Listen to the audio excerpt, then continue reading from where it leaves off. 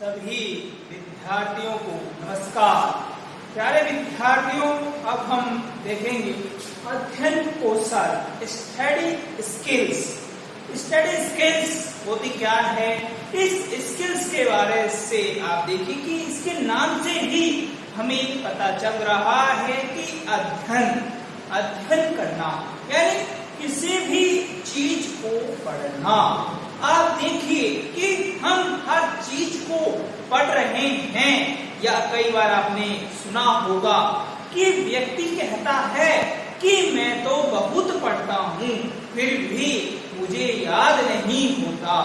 तो क्या है कि हम कई बार ऐसा होता है कि हम जब पढ़ते हैं तो हम क्या करते हैं कि उस चीज को समझते नहीं हैं। हम जब तक यदि किसी भी प्रकरण को या किसी भी विषय को, विषय क्षेत्र के जो प्रकरण हैं वो प्रकरण हैं, इनको हम जब तक समझकर नहीं पढ़ेंगे, क्योंकि आपने देखिए कि सुनने से और देखने से और स्वयं करने से जो चीज सुनने से केवल हमें 10% या 40% याद होती है, देखने से 40 और देखने से, सुनने से और करने से हमें वही चीज 90% तक याद रहती है। इसी प्रकार मेरे विद्यार्थियों की अध्ययन कौशल में ये है कि जो चीज हम पढ़ रहे हैं हमको ये देखना है कि जो प्रकरण हमारे पास है, ये आप देखिए कि यदि आप बीएड में आपने एडमिशन लिया, बीएड में एडमिशन लेने के बाद आपको यह पता है कि हमें क्या पढ़ना है, या आपको पता नहीं है कि हमें क्या पढ़ना है, विद्यालय में आकर हमें क्या करना है, किस प्रकार से हमारा पाठ्यक्रम होगा, पाठ्यक्रम में कितने चैप्टर होंगे और कितने जो है सब्जेक्ट होंगे, थ्योरेटिकल जो पार्ट है वो क्या है, प्रैक्टिकल पार्ट क्या है। तो आपको सबसे पहले उस डिप्लोमा या डिग्री का जो सिलेबस है उसका आपको क्या करना पड़ेगा, अध्ययन करना पड़ेगा।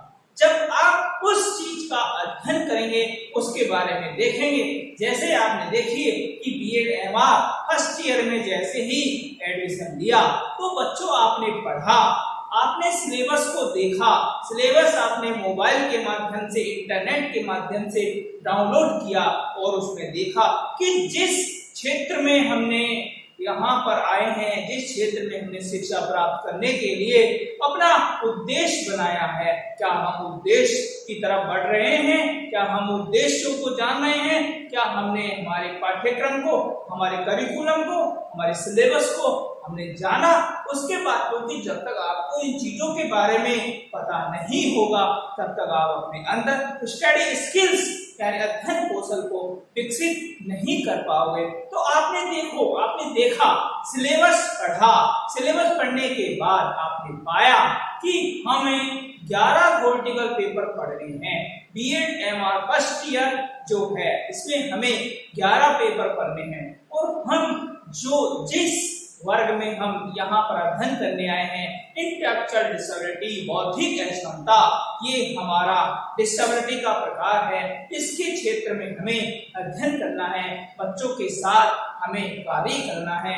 इस डिसेबिलिटी या दिव्यांगता के इस बारे में हमें देखना है कि हमारे बौद्धिक अक्षमता वाले बालक कैसे होते हैं, इन्हें हमें कैसे पढ़ाना होता है।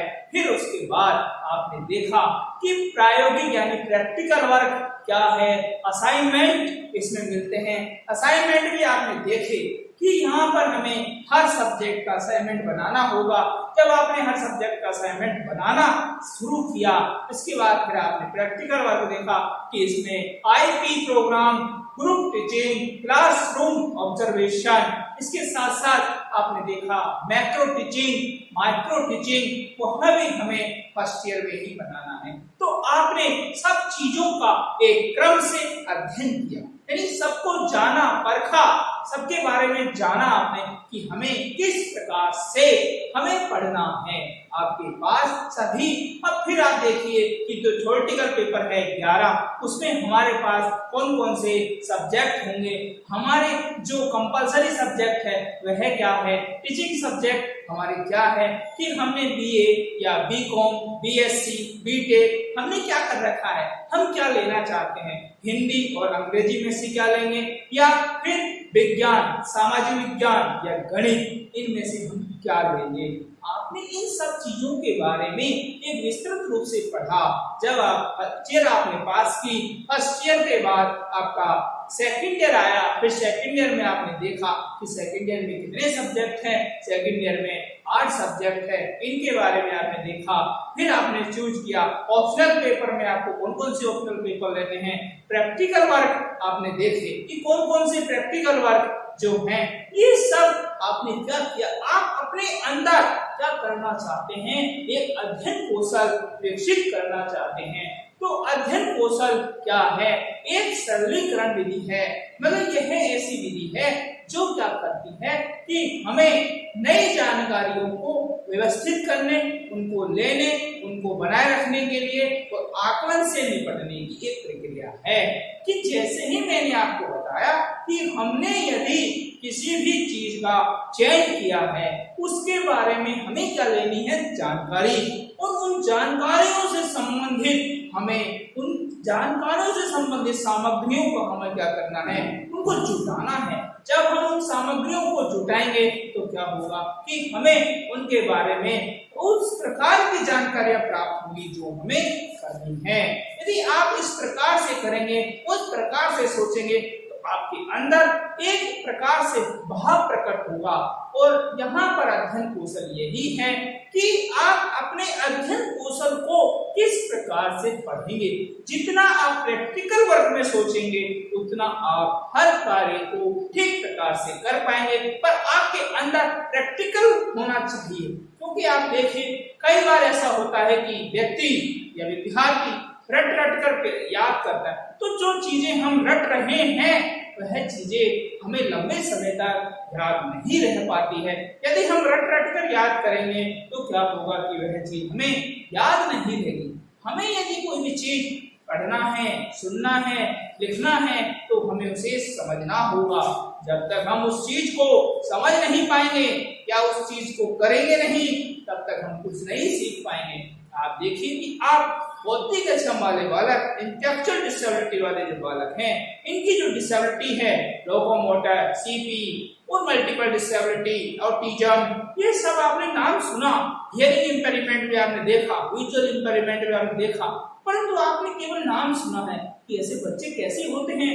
आप इन बच्चों के साथ जुड़ोगे, इन बच्चों के साथ काम करोगे, तो क्या होगा कि आपको यह पता चलेगा कि हमारा जो प्रायोगिक कार्य है, इसके अंदर हमें किस प्रकार से इन बच्चों को शिक्षण प्रशिक्षण कराना है। इससे क्या होगा कि आप उन बच्चों के बारे में जानकारियों को इकट्ठा करेंगे, उनके बारे में जितने भी आपको सूचनाएं मिलेंगी, उन सबको आप इकट्ठा करते हुए आगे बढ़ेंगे और आपका जो डिग्री कोर्स है उसको आप पूरा करेंगे और आप अपने अंदर एक अध्ययन कौशल क्षमता का विकास करेंगे।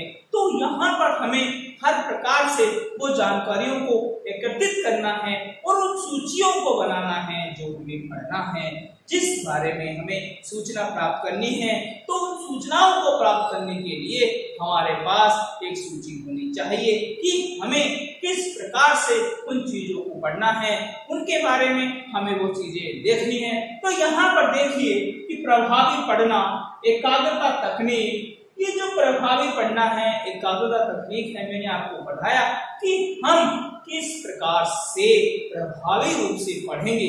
हम जिन चीजों का विस्तृत रूप से सूचनाओं को एकत्रित करेंगे, सूचनाओं के बारे में, सूचनाएं क्या हैं कि जिस भी क्षेत्र में हम अध्ययन करना चाहते हैं या फिर हम डिग्री करना चाहते हैं या डिप्लोमा कोर्सेज करना चाहते हैं, कोई भी कोर्सेज करो, उस कोर्सेज से संबंधित सभी जानकारियां हमारे पास होनी चाहिए। हम यदि किसी भी विद्यालय, महाविद्यालय, विश्वविद्यालय से हम यदि कोई भी प्रोफेशनल कोर्स करते हैं, डिग्री कोर्स करते हैं, डिप्लोमा कोर्स करते हैं, कुछ भी करते हैं, उसके बारे में हमें विस्तृत रूप से हम जानकारी लेते हैं कि ये विद्यालय, ये महाविद्यालय, ये विश्वविद्यालय जिसमें हम डिग्री करना चाहते हैं, ये क्या NCTE, RCI इनसे मान्यता प्राप्त है या नहीं, UGC नॉर्म्स इसमें फॉलो होते हैं या नहीं, कोई कहीं ऐसी कहीं दिक्कतें तो नहीं है जो हमें आगे दिक्कत आए।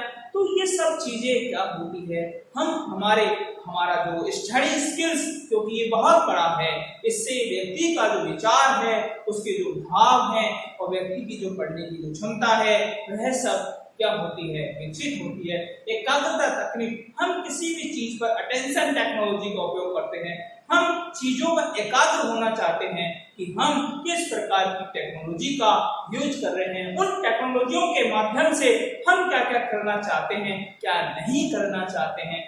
आप देखिए कि आपके सामने आज वैज्ञानिक युग में एक ऐसी टेक्निकें आ गई जिनके माध्यम से आप ऑडियो विजुअल एड्स का उपयोग करते हुए हमारे बौद्धिक क्षमता वाले जो बालक होते हैं या लर्निंग डिसेबिलिटी वाले जो बालक होते हैं, hearing impairment, visual impairment, autism वाले बालक, या फिर आप बात कीजिए किसी भी डिसेबिलिटी से ग्रसित यदि कोई भी बालक होता है, आप उसे अध्ययन करवा सकते हैं। आप उनके लिए उनकी यदि कोई भी समस्या है, शारीरिक समस्या, मानसिक समस्या, संवेगात्मक समस्या, संज्ञानात्मक समस्या, हमें यहाँ पर उन समस्याओं को हम क्या कर सकते हैं, दूर कर सकते हैं। क्योंकि हमें यहाँ ही देखना है कि हमारा अध्ययन कौशल क्षेत्र कितना बड़ा होगा, हम लोगों के साथ किस प्रकार से जुड़ेंगे।